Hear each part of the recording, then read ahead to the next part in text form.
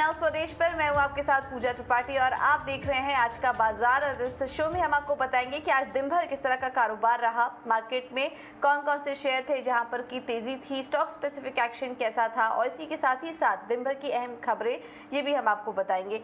लेकिन सबसे पहले नजर डाल लेते हैं मार्केट पर। आज हमने देखा कि निफ्टी निचले स्तरों से करीब 200 पॉइंट रिकवर हुआ और जो एक्सपायरी आज देखने को मिली है वो 16,600 के ऊपर देखने को मिली, 16,628 के आसपास।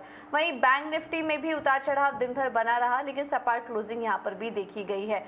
इसके अलावा आज आईटी इंडेक्स में हमने देखा कि शानदार मोमेंटम दिन भर बना रहा और इसके अलावा एनर्जी इंडेक्स में भी अच्छी तेजी थी, करीब 2% की मजबूती वहाँ पर भी देखने को मिली है। और किस तरह का एक्शन था मार्केट में, किन शेयरों में आज तेजी थी, कहाँ पर मंदी थी, ये भी समझ लेते हैं। और प्रियंका हमारे साथ जुड़ चुकी हैं पूरी डिटेल्स के साथ। प्रियंका बताइए आज दिन भर किस तरह का कारोबार रहा? देखिए, आज बाजार में क्लियरली सबसे बड़ी जो स्ट्रेंथ बाजार को निफ्टी को इंडेक्स ने दी और यह इंडेक्स मैनेजमेंट का काम किया वो रिलायंस ने किया। रिलायंस सुबह से ही तेज था और आपने देखा कि मूव सस्टेन भी हुए। और दूसरा इंडेक्स मैनेजमेंट का काम किया टेक्नोलॉजी स्पेस में, जहां एक्सपर्ट्स मानते हैं कि शायद धीरे धीरे बेस फॉर्मेशन भी हो रहा है। निफ्टी 16,600 के ऊपर एक्सपायर हुआ, लेकिन 16,500 पे एक बड़ा पुट राइटिंग से ये क्लैरिटी मिलती है कि शायद यहाँ एक बड़ा सपोर्ट मिल बन गया है और अब हम एक next leg of up move के लिए गियर अप हो रहे हैं। बैंक निफ्टी या फिर बैंकिंग स्टॉक्स पे एक बहुत ही डिवाइडेड सा व्यू रहा। पीएसयू बैंक स्पेस के स्टॉक्स या मिड कैप और स्मॉल कैप स्पेस जहां अच्छा परफॉर्म कर रहे हैं। बैंक निफ्टी में कल हमने देखा, बैंकिंग स्टॉक्स में देखा कि लास्ट आवर में आउट परफॉर्मेंस आई थी, लेकिन आज वो मोमेंटम सस्टेन नहीं हुआ, वो फ्रिजल आउट होता हुआ दिखा। इनफैक्ट प्राइवेट स्पेस बैंक से जो बड़े स्टॉक्स थे वो आज वीक ही आपको दिखाई दिए, एचडीएफसी बैंक जैसे, एक्सिस बैंक जैसे स्टॉक्स। तो आज जो क्लियरली इंडेक्स को मैनेज करने का काम किया रिलायंस ने किया, टेक्नोलॉजी ने किया। उसके अलावा जो बड़े मूवर्स लास्ट आवर तक निकल कर आए, सन फार्मा हमने रिजल्ट्स के बाद देखा था वहाँ 3% का डेंट पड़ा था और अब धीरे धीरे रिकवर हो रहा है और आज one of the top gainer भी सन फार्मा निकल कर आया। बजाज ट्विंस भी आपको स्ट्रॉन्ग स्ट्रेंथ के साथ क्लोजिंग देखे गए। लूजिंग पॉइंट में आपको ऑटो पैक, क्योंकि मोमेंटम प्ले चल रहा है इनमें, एक टिपिकली प्रॉफिट बुकिंग देखने को मिली और उसके अलावा जो ऑटो सेल्स नंबर्स थे उसका प्ले आउट होता हुआ दिखा, तो वहाँ आपको प्रेशर दिखा।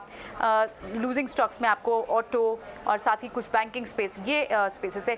कुछ सेक्टर मूव्स की जहां आप बात करेंगे जो पूरे स्पेसेस में आपको मूव देखने को मिली, उसमें एक टेक्सटाइल स्पेस की बात करनी होगी। Raymond to some part of it is also into textile. So Raymond हो, बॉम्बे डाइंग हो, वेल्सपन हो, यहाँ पर आपको पूरे स्पेस में अच्छी मूव दिखी। कैपिटल गुड स्पेस आपको फिर से एक अच्छे मूव के साथ दिखा। एल्कोहल इंजीनियरिंग में बड़े बड़े 10% तक के मूव दिखे। थर्मेक्स जैसे काउंटर्स दिखे। क्रूड सॉफ्ट हुआ आज क्लोजिंग पे 113 रुपये पर डॉलर के पास, जिस वक्त हम क्लोजिंग के पास का ये भाव है, तो उस वक्त हमने देखा कि आपको पेंट स्टॉक में एक मोमेंटम प्ले दिखा, clearly Asian paints, virgin paints. तो पेंट स्टॉक्स ने भी एक यहाँ पर पूरे स्पेस में बाइंग देखने को मिली। तो सिलेक्टिव सेक्टर्स में आपको बाइंग दिखी। इंडेक्स को मैनेज का काम आज रिलायंस और टेक्नोलॉजी ने किया और एक सपोर्ट बड़ा जो बन गया बाजार के लिए 16,500 अब जरूर बन गया है।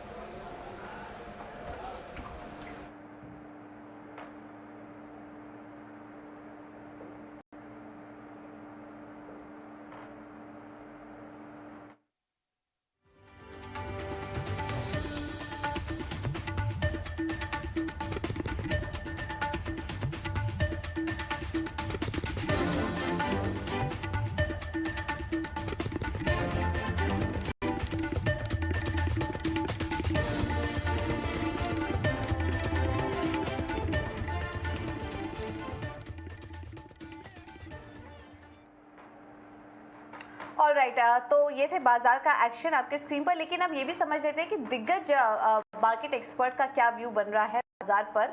और हमने वैल्यू क्वेस्ट के रवि धर्मशी से खास बातचीत की और उनका कहना था कि ऑटो सेक्टर के वैल्यूएशन काफ़ी आकर्षक नज़र आ रहे हैं। इसके अलावा उनके मुताबिक बैंकिंग, फाइनेंशियल और रियल एस्टेट सेक्टर पर तेज़ी का नज़रिया है।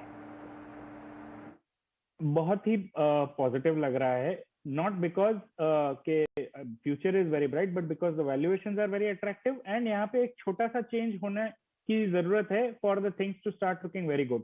तो यहाँ पर भी लास्ट 4-5 साल में काफी खराब चीजें हुई है। एक तो ईवी का जो ट्रेंड आया उसकी वजह से इनके टर्मिनल वैल्यू पे क्वेश्चन आ गया, इसकी वजह से वैल्यूएशन कंप्रेस हुए हैं। दूसरा यहाँ पे काफी रेगुलेशंस आए, जैसे कि इन टू व्हीलर इंश्योरेंस का कंपलसरी कर दिया गया, जिसकी वजह से बाइक्स की जो कॉस्ट थी वो मिनिमम 10-15% से बढ़ गई। then there were many other regulations which kept on depressing the demand. तो 3-4 साल की डिप्रेसिव साइकिल से के बॉटम की तरफ हम बढ़ रहे हैं, ऐसा लग रहा है मुझे, because numbers have been falling 10, 12, 15% kind of year on year, every year since last 3 years. Now होगा क्या कि जो कोविड टाइम पे जो डिमांड सप्रेस हो गई थी, वेदर इट वाज ट्रक्स और वेदर इट वाज कार्स, वो सारी डिमांड अब वापस आएगी. And there is a natural cycle to everything. जिन्होंने अगर जो बिजनेसेस हैं जो ट्रक्स यूज करते हैं, 3-4 साल 5 साल से उन्होंने ट्रक नहीं किए, उनकी ट्रक्स एज हो गई है, तो वो अपने ट्रक्स को रिप्लेस करते हैं. तो ये जो रिप्लेसमेंट डिमांड आएगी वो होगा. टू व्हीलर्स में the valuations have become attractive again. And see these businesses even in the worst of cycle उन्होंने पैसे कमाए, ऐसे नहीं है कि लॉसेस कर रहे हैं. एंड रिटर्न ऑन कैपिटल भी बना रहे हैं अच्छा सा. सो थोड़ा सा अगर पॉजिटिव आया, यहाँ पे साइक्लिकल अपटर्न भी आया, तो यहाँ से काफी अच्छा पैसे बनाने की संभावना है. So I am very positive on auto sector. हम अब फिर साइक्लिकली लिंक्ड सेक्टर की तरफ जा रहे हैं. तो secular businesses have gotten over valued a little bit and they are factoring in lot of the future growth. हमें from the business point of view we are still very bullish, but from valuation point of view we feel that वहां पे अभी for the next 1 or 2 years it will be difficult to make money over there. So we should let the prices correct or time go by. So we have increased our weightage in banking and financial sector from 0% to 40% over the last 12 months. We are increasing our weightage in the auto sector. We are also increasing weightage in sectors which are related to real estate and manufacturing. So ये जो 4 sector हैं, हमें लगता है कि cyclically यहाँ पे bounce आएगा. From the next 2 to 3 years point of view, these are the sectors that should do well. Right तो ये थे रवि धर्मशी ऑटो पर और अन्य सेक्टर पर राय देते हुए. बैंकिंग और फाइनेंशियल स्पेस उनको काफ़ी अच्छा लग रहा है, तो वहाँ पर नज़र रखिए. अब आगे बढ़ते हैं और एक और कंपनी पर फोकस करते हैं, रेलिगेयर एंटरप्राइजेज. आज दिन भर हमने देखा यहाँ पर शानदार तेज़ी देखने को मिली है. उसके पीछे की वजह क्या है ये भी आपको बता देते हैं. रेलिगेयर की एग्जीक्यूटिव चेयरपर्सन रश्मि सलूजा से हमने खास बातचीत की. उनका कहना है कि कंपनी के पुराने मुद्दों को सेटलमेंट करने और कारोबार को लेकर उन्होंने खास बातचीत की, जिसमें उन्होंने कहा कि सभी कंपनियां लगातार बेहतर हो रही हैं, लेकिन एनबीएफसीज कारोबार इसमें प्रभावित हुआ, जिसमें अब सुधार के प्रयास किए जा रहे हैं. आइए आपको सुनवा देते हैं उनका क्या कहना है. बड़ी खबर ये आई है रश्मि जी, पहले तो ET Now स्वदेश पे आपका स्वागत है कि आपने कुछ लेगेसी इश्यूज सॉल्व कर दिए रेगुलेटर के साथ, और ये मैटर भी एक तरीके से काफ़ी दिन से एक चिंता का विषय बना हुआ था शेयर होल्डर्स के माइंड में. आप कृपया करके बताएं सबसे पहले कि क्यों ये इम्पोर्टेंट था और आपने फाइनली कैसे सेटल किया इसको. Thank you Ajay, thank you so much for giving me an opportunity, मुझे समय देने के लिए ताकि मैं अपनी बात आप लोगों के आगे रख पाऊं. Thank you so much. हम लोगों का लेगेसी इशू कई सालों से चल रहा था और ये ज्यादा इम्पैक्ट हमारी एनबीएफसी के ऊपर आया था. बाकी सारी जो हमारी कंपनीज हैं, हेल्थ इंश्योरेंस की, ब्रोकिंग की और हाउसिंग, वो एक अच्छी हेल्थ में थी and they were doing well. उनकी ग्रोथ एंड प्रोग्रेस भी अच्छा था. पर हमारे को ग्रुप की एक्टिविटी के लिए और उसकी प्रोग्रेस के लिए हमारे को एनबीएफसी को भी ठीक करना था, जिसके लिए हम लोग 3 साल से काफी कोशिश कर रहे थे. और वी फाइनली डिसाइडेड, हम लोग एक सेटलमेंट हम लोगों ने प्रपोजल दिया था बैंक्स को, जिन्होंने प्रिंसिपली उसे अग्री किया है, which is subject to their competent authorities approval. और उसके लिए हम लोगों के पास 90 डेज की टाइमलाइन है, जिसको हमें एग्जीक्यूट करना है 90 डेज के अंदर अंदर. उसके लिए हमारे को फंड रेज करना है ताकि हम बैंक्स को समय पे पैसा दे पाएं और इस सेटलमेंट को हम कंप्लीट कर पाएं.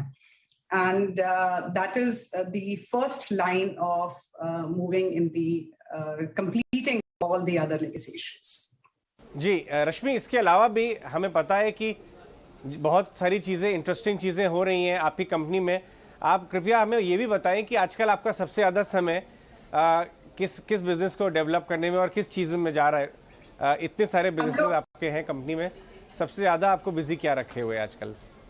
First of all yes, company अच्छा कर रही है. सारी कंपनीज ठीक कर रही हैं और उनके मैनेजमेंट बहुत एंथुजियास्टिकली इसको आगे कर रहे हैं. केयर हेल्थ इंश्योरेंस अभी हमारी ऑलमोस्ट सेकंड लार्जेस्ट ग्रोथ पे है. एंड ऑल टाइम हाई है। हम लोगों ने कोविड के वक्त भी अपना प्रॉफिट बुक किया है कंपनी में, तो कंपनी हेल्थ इंश्योरेंस की मूव कर रही है फॉरवर्ड, हम उसमें और पैसा डाल रहे हैं। And broking is a very exciting journey, broking भी बहुत अच्छा कर रही है। अगेन पिछले 5 साल में सबसे अच्छी परफॉर्मेंस हमारी कंपनी ने दी है, इसकी ग्रोथ बीन वेरी गुड। हम लोगों ने बहुत नए क्लाइंट्स एक्वायर करे हैं, हम इसमें बहुत पैसा इन्फ्यूज कर रहे हैं, हम स्ट्रेटेजिक टाइप्स कर रहे हैं अपनी ब्रोकिंग कंपनी के साथ। हम लोग we are also trying for certain acquisitions in all these companies, whether it is our housing development और ब्रोकिंग, हम ये सारी चीजें कर रहे हैं। अभी हम लोग फंड रेज कर रहे हैं, जिसके कारण हमारे को पैसा not only in the settlement के लिए आवश्यकता है, पर इन सारी कंपनीज के ग्रोथ के लिए भी हम पैसा रेज कर रहे हैं। अब अपार्ट फ्रॉम दिस हम लोग कुछ नए वेंचर्स में भी आ रहे हैं, ताकि हमारी कंप्लीट जो 360 डिग्री फाइनेंशियल सर्विसेज का कंप्लीट एम्बिट हो सके, जिसमें हम लोग insurance broking, ARC, wealth management and AIF के ऊपर हम लोग ध्यान दे रहे हैं। Starting from now until 2 years, we would be a completely 360 degrees financial services company, which is going to be at its glory. बिल्कुल, और मैं आपको ये बता दूं कि हमारे व्यूअर्स और आपके शेयर होल्डर्स इस बात पे बिल्कुल भी डाउट नहीं करते हैं, क्योंकि आपने पहले जो प्रॉमिस किया वो अभी तक डिलीवर किया है। और मैनेजमेंट, मार्केट लव्स मैनेजमेंट जो वॉक द टॉक करते हैं। आपका पिछली बार जो फंड रेज राउंड हुआ था, हमें याद है, उसमें मार्केट के some of the biggest name participated और काफ़ी ओवर सब्सक्राइब हुआ था। इस बार जब आप फंड रेज की बात कर रही हैं, तो वो क्या मेथोडोलॉजी होगा, आप डाइल्यूट करेंगे, और आपके कौन से बिजनेस को कितने पैसे की ज़रूरत है अभी, अगर आप ये बता सकें। हम जैसे मैंने आपको बोला, एक हिस्सा हमारे फंड रेज का हमारे सेटलमेंट के लिए जाएगा, जो हम RFL का सेटलमेंट कर रहे हैं, so that it is the best settlement for the lenders, और कंपनी के लिए भी ये फायदेमंद रहेगा। अलावा इसके हम बहुत we will also be putting money in care health insurance, we will also be putting money in broking, and ये जो नई हम लोग कंपनीज खड़ी करना चाह रहे हैं, नए बिजनेसेस हम जिसमें पार्टिसिपेट करना चाह रहे हैं, तो to the tune of anything between 50 crores to 200 crores in each subsidiary is what we are planning to put in. And ये सारी की सारी एक्सरसाइज जो है वो 90 डेज के अंदर ही होगी, क्योंकि 45 डेज के अंदर हम लोग पैसा इकट्ठा कर रहे हैं। अभी भी शेयर होल्डर्स में बहुत एंथुजियाज्म है, they are very happy and they have seen, we have been very transparent with each and every shareholder as much as we can, keeping the SEBI guidelines in mind.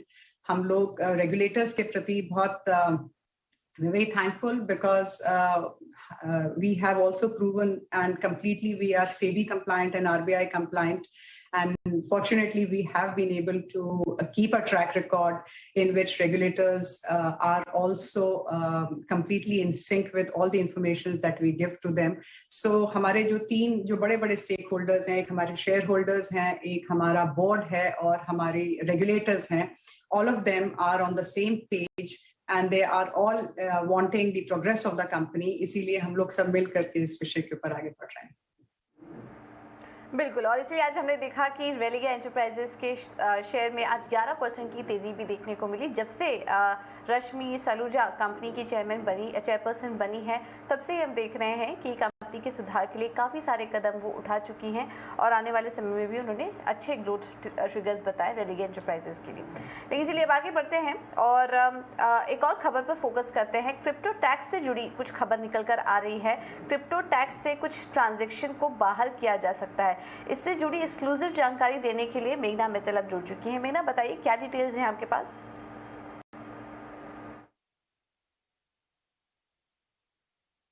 Ji, union budget ने जो इस साल का union budget आया था, उसमें ये announcement किया गया था 30% इनकम जो क्रिप्टो से हो रही है उस पर टैक्स लगाया गया था, और 1% TDS लगाया गया था ट्रांजैक्शंस पे। तो जो सूत्र अब जानकारी दे रहे हैं कि 1% TDS को हटाने के लिए रिप्रेजेंटेशंस आए थे फाइनेंस मिनिस्ट्री के पास, जिस पर डिस्कशंस हो चुके हैं, ये प्रपोजल ऑलरेडी रिजेक्ट हो चुका है। तो अब जो सूत्र जानकारी दे रहे हैं कि कुछ एग्जेम्पशंस इस क्रिप्टो टैक्स पर दिए जाने की उम्मीद है, जिस पर फाइनेंस मिनिस्ट्री फ़िलहाल डिस्कशन कर रही है। कुछ रिप्रेजेंटेशंस रिसीव हुए हैं हेल्थ केयर सेक्टर से, फाइनेंशियल सर्विसेज सेक्टर से, जिस पर डिस्कशन अभी फ़िलहाल चल रहा है। तो जो सूत्र जानकारी दे रहे हैं कि जो हॉस्पिटल्स जो ब्लॉकचेन टेक्नोलॉजी यूज़ करते हैं, उनको ये एग्जेम्पशन दिया जा सकता है, और जो बैंक्स के जो डिजिटल कार्ड्स होते हैं जिन पर रिवॉर्ड पॉइंट्स मिलते हैं, तो ये रिवॉर्ड पॉइंट्स भी वर्चुअल डिजिटल एसेट्स की कैटेगरी में आते हैं। और जो फ्लाइट के जो माइल्स मिलते हैं हैं कस्टमर्स को, वो भी वर्चुअल डिजिटल असेट्स की कैटेगरी में आते हैं प्राइमा फेसी। तो इन दोनों पर ये जो टैक्सेशन है वो डी फैक्टो लागू होता है। तो इसीलिए फाइनेंस मिनिस्ट्री इस समय डिस्कशन कर रही है और एक नोटिफिकेशन इस मंथ लेटर जारी हो सकता है, जिसमें हॉस्पिटल्स को, ये रिवॉर्ड पॉइंट्स को, फ्लाइट माइल्स को और भी अदर कैटेगरीज हो सकते हैं जिनको ये एग्जेम्पशन दिया जाए। लेकिन सूत्र ये बता रहे हैं कि फाइनेंस मिनिस्ट्री ये इंश्योर करना चाहती है कि किसी भी तरह का मिसयूज़ इस एग्जेम्पशंस का ना हो, इसीलिए वो अपना समय ले रही है, पूरा डिस्कशन कर रही है। लेकिन इस मंथ तक ये नोटिफिकेशन आने की उम्मीद है जिसमें ये एग्जेम्पशंस दिया जाएगा।